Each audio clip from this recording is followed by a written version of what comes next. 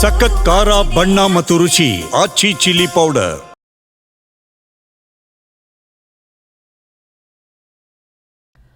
ಮನೆ ಬಳಿ ಆಟವಾಡ್ತಾ ಇದ್ದ ಬಾಲಕನಿಗೆ ಒದ್ದಿದ್ದಾನೆ ಈ ದುರುಳ. ಕಾಲಿನಿಂದ ಒದ್ದು ಅಮಾನವೀಯ ಕೃತ್ಯವನ್ನ ಎಸಗಿದ್ದಾನೆ ಈ ಕ್ರೂರಿ.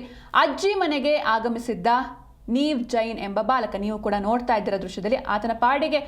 ಆತ ಪಾಪ ತನ್ನ ಪಾಡಿಗೆ ಏನೋ ಮಾಡ್ತಾ ಇದ್ದಾನೆ. ಆದರೆ ತಕ್ಷಣವೇ ಬಂದು ಕಾಲಿನಿಂದ ಒದ್ದು ಆತನನ್ನ ಬೀಳ್ಸಿದ್ದಾನೆ. ಈಗ ಬಾಲಕನ ತಾಯಿ ಕೂಡ ಮಾತಾಡ್ತಾ ಇದ್ದಾರೆ. ಏನು ಹೇಳಿದ್ದಾರೆ ನೋಡ್ಕೊಂಡು ಬನ್ನಿ. ಒಬ್ಬ ಬಾಲಕನನ್ನ ನಡು ರಸ್ತೆಯಲ್ಲೇ ಒದ್ದು ವಿಕೃತಿಯನ್ನು ಮೆರೆದಿದ್ದ. ಈ ಒಂದು ಪ್ರಕರಣಕ್ಕೆ ಸಂಬಂಧಪಟ್ಟಂತೆ ಬನಶಂಕರಿ ಪೊಲೀಸ್ ಠಾಣೆಯಲ್ಲಿ FIR ಕೂಡ ದಾಖಲಾಗಿದೆ.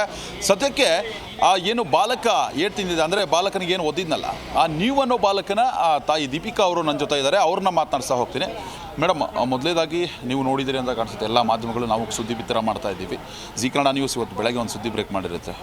ಮೊದಲು ನಾವೇ ಆ ಸುದ್ದಿಯನ್ನು ಬಿತ್ತರಿಸಿದ್ದು. ಈ ರೀತಿ ಮಕ್ಕಳ ಜೊತೆ ವರ್ತನೆ ಮಾಡೋದಕ್ಕೆ ಯಾರಾತ, ಯಾಕೆ ಈ ರೀತಿ ನಿಮ್ಮ ಮಗುಗೆ ಒದ್ದಿದ್ದು ಅಂತ? ಸರ್, ಯಾರು ಅವನು ಅಂದರೆ ನಮ್ಮ ನೇಬರೇ ಸರ್. ಯಾಕೆ ಹೊಡೆದಿದ್ದಾನೆ ಅದು ನಮಗೆ ಗೊತ್ತಿಲ್ಲ. ಅವ್ನು ಯಾಕೆ ಬಂದು ಹೊಡೆದಿದ್ದಾನೆ ಅಂತ. ರಕ್ತ ಬರೋವಂಗೆ ಥರ ಹೊಡೆದಿದ್ದಾನೆ ಮಗುಗೆ. 5 years ಮಗು ಅದು. ರಕ್ತ ಎಲ್ಲ ಬಂದಾದ್ಮೇಲೆ ಜನ ಸೇರಾದ್ಮೇಲೆ ಗೊತ್ತಾಗಿದೆ ಅವ್ನು ಬೇರೆ ಮಕ್ಕಳಿಗೂ ಹಂಗೆ ಹೊಡಿತಾನೆ ಅಂತ. ಇಮಿಡಿಯೇಟ್ ಪೊಲೀಸ್ ಕಾಲ್ ಮಾಡಿಬಿಟ್ಟು ಅರೆಸ್ಟ್ ಮಾಡಿಸಿದ್ದೀವಿ. ಅದಾದಮೇಲೆ ರಾತ್ರಿ CCTV ಫುಟೇಜ್ ಎಲ್ಲ ನೋಡಿದಾಗ ನಮ್ಗೆ ಗೊತ್ತಾಗಿದೆ ಅವನು ಇಂಟೆನ್ಷನಲಿ ಬಂದು ಎಲ್ಲ ಮಕ್ಕಳಿಗೂ ಹೊಡೆದಿದ್ದಾನೆ ಅಂತ. ಮೇಡಮ್, ಇಂಟೆನ್ಷನಲಿ ಇಲ್ಲಿ ಯಾರು ಅದನ್ನು ಪ್ರಶ್ನೆ ಮಾಡಿರಲಿಲ್ವಾ? ತುಂಬ ಜನ ಮಕ್ಕಳಿಗೆ ಇದೇ ರೀತಿ ಮಾಡಿದ್ದಾನೆ, CCTV ಅದೆಲ್ಲ ಇದೆ. ಆವಾಗ ಬಂದಿದ್ದರು ಸರಿ, ಎಲ್ಲ ಕ್ವೆಶನ್ ಮಾಡಿದ್ರು ಯಾಕೆ ಹೊಡೆದಿದೆಯಾ ಅಂತ. ಆದರೆ ಅವನೇನು ರೆಸ್ಪಾನ್ಸ್ ಕೊಟ್ಟಿಲ್ಲ. ಅವನೇನು ರೆಸ್ಪಾಂಡೇ ಮಾಡಿಲ್ಲ. ಅವ್ನು ಸೈಲೆಂಟಾಗಿ ಹಂಗೆ ನಿಂತ್ಕೊಂಡಿದ್ದ. No response. ಅವ್ನು ಸ್ಟೇಬಲ್ ಇದ್ದಾನಾ ಅಥವಾ ಏನಾರು ಮೆಂಟಲಿ ಏನಾರು ಇದ್ದಾನಾ? ಅವ್ರ ಮನೆಯವ್ರು ಏನು ಹೇಳ್ತಾರೆ? ಅವ್ರನ್ನ ಏನಾರು ಕೇಳಿದ್ರಾ ನೀವು? ಇಲ್ಲ ಸರ್, ನಮಗೆ ಗೊತ್ತಿಲ್ಲ ಅವ್ನು ಸ್ಟೇಬಲ್ ಇದ್ದಾನೋ ಇಲ್ವೋ ಏನೊಂದು ವಿಡೋನು. ಪೊಲೀಸ್ ಸ್ಟೇಷನ್ಗೆ ಕರೆಸಿದಾಗ ಅವನ್ನ ಕರೆಸಿರ್ತಾರೆ. ಪೊಲೀಸವ್ರು ಏನು ಹೇಳಿದ್ರು? ಇನ್ವೆಸ್ಟಿಗೇಷನ್ ಹೆಂಗಿದೆ ಅಂತ? ಇನ್ವೆಸ್ಟಿಗೇಷನ್ ಮಾಡ್ತಾ ಇದ್ದಾರೆ ಸರ್. ಅವರು ಕ್ವೆಶನ್ ಮಾಡಿದ್ದಾರೆ ಅವನಿಗೆ. ಇವಾಗ ನೋಡಬೇಕು ಏನಾಗುತ್ತೆ ಮುಂದೆ ಅಂತ.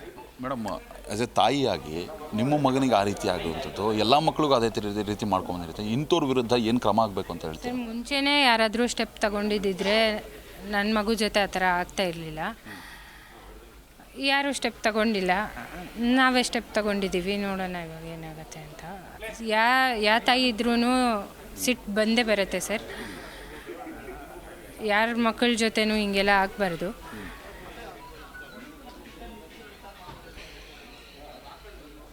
ಇದು ದೀಪಿಕಾ ಅವರ ಬೇಸರದ ಮಾತು. ಯಾರ ಮಕ್ಕಳಿಗೂ ಕೂಡ ಈ ರೀತಿ ಆಗಬಾರ್ದು. ಅದರ ವಿರುದ್ಧವಾಗಿ ಕಾನೂನು ಕ್ರಮ ಏನಿದೆ ಅದನ್ನು ಪೊಲೀಸರು ತಗೊಳ್ಕೊಳ್ಳಬೇಕು ಅನ್ನೋ ಒಂದು ಹಿನ್ನೆಲೆಯಲ್ಲಿ ಅವರು ಪ್ರತಿಕ್ರಿಯೆಯನ್ನು ಕೊಟ್ಟಿರುವಂಥದ್ದು. ವಿಡಿಯೋ ಜರ್ನಲಿಸ್ಟ್ ನಾಗರಾಜ್ ಜೊತೆ Vishwanath N Harihara, Zee Kannada news, Bengaluru.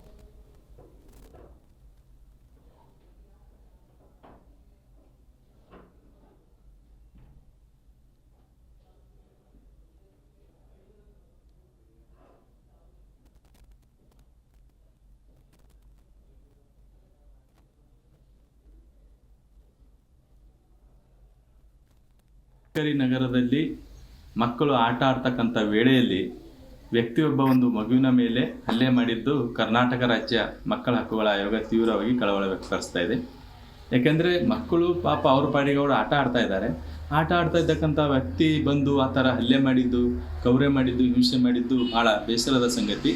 ಹೀಗಾಗಿ ಆ ಒಂದು ಬನಶಂಕರಿ ವ್ಯಾಪ್ತಿಯಲ್ಲಿ ಬರ್ತಕ್ಕಂಥ ಪೊಲೀಸ್ ಠಾಣೆಯ ಮುಖ್ಯಸ್ಥರಿಗೆ ತಮ್ಮ ಮೂಲಕ ಏನು ಹೇಳಿಕ್ಕೆ ಇಚ್ಛೆಪಡ್ತಾ ಇದ್ದಾನೆ ಅಂದರೆ ಆ ಒಂದು ಪ್ರಕರಣಕ್ಕೆ ಘಟನೆಗೆ ಸಂಬಂಧಪಟ್ಟಂತೆ ಕೂಡಲೇ FIR ಮಾಡಬೇಕು. JJ ಆ್ಯಕ್ಟ್ ಸೆಕ್ಷನ್ 75 BNS 89 ಪ್ರಕಾರ ಆ ಒಂದು ಪ್ರಕರಣವನ್ನು ದಾಖಲಿಸಿ ಮುಂದೆ ಕಾನೂನಿನ ಕ್ರಮಕ್ಕೆ ಮುಂದಾಗಬೇಕಂತೇಳಿ ಆಯೋಗ ತಮ್ಮ ಮೂಲಕ ಹೇಳಿಕ್ಕೆ ಇಚ್ಛೆಪಡ್ತಾ ಇದೆ. ಇದೇ ಥರ ಒಂದು ಮಕ್ಕಳಿಗೆ ನಮ್ಮ ಪ್ರತಿಯೊಬ್ಬರು ಸಹಿತ ಈ ಸಮಾಜದಲ್ಲಿರ್ತಕ್ಕಂಥ ಪ್ರತಿಯೊಬ್ಬರು ಮಕ್ಕಳಿಗೆ 18 ವರ್ಷ ಪೂರ್ಣಗೊಳ್ಳುವವರೆಗೆ ಭಾಳ ಗೌರವದಿಂದ, ಘನತೆಯಿಂದ, ಖುಷಿಯಿಂದ ಬದುಕಲಿಕ್ಕೆ ಅವಕಾಶ ಕೊಡಬೇಕು. ವಿಶ್ವಸಂಸ್ಥೆಯ ಮಕ್ಕಳ ಹಕ್ಕುಗಳ ಒಡಂಬಡಿಕೆ ಅನುಸಾರ ಪ್ರತಿಯೊಂದು ಮಗು ಸಹಿತ ಸಮಾಜದ ಕಟ್ಟಕಡೆಯ ಮಗು ಸಹಿತ ಅದು ಭಾಳ ಆನಂದದಿಂದ, ಗೌರವದಿಂದ ಬದುಕಬೇಕಾಗಿದೆ.